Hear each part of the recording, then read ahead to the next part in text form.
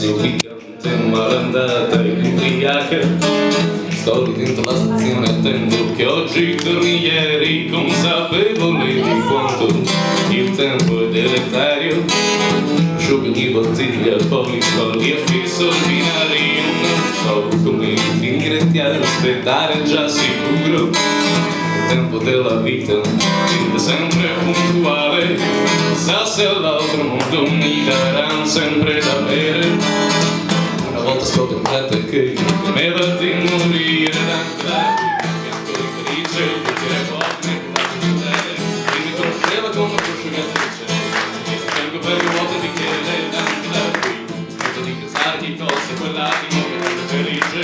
Ora di certo non sarà qua a pregare per me. Ora di certo non sarà qua a pregare per me.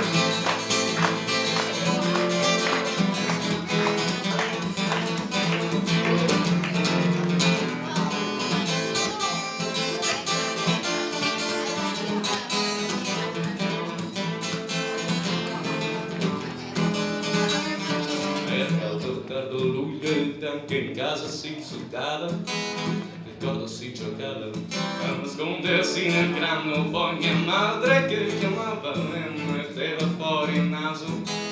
Forse il momento più atteso da quel vecchio siciliano, lei sì che era bella, dolce, vera come il vento, primo razziniero di un soldato di Trento. Lei da sempre forte e sola, affogata dentro il mondo, e da sempre sola, affogata nel pianto grande del pianto infelice, di che vuoto inevitabile crudele, inconoscevole come prosciugatrice, schietto bianco per il vuoto bicchiere ed anche da su. Smetto di pensare che colse quell'attimo per rendere felice, ora di certo non sarà qua a pregare per me. Ora di certo non sarà qua a pregare per me.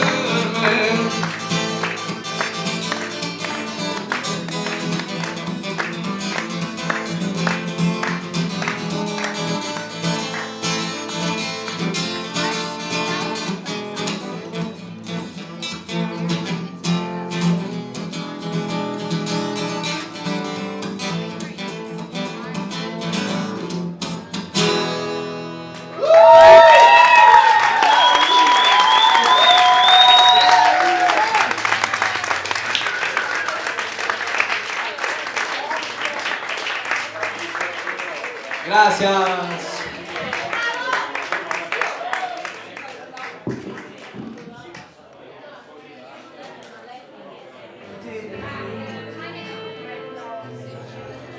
Gracias.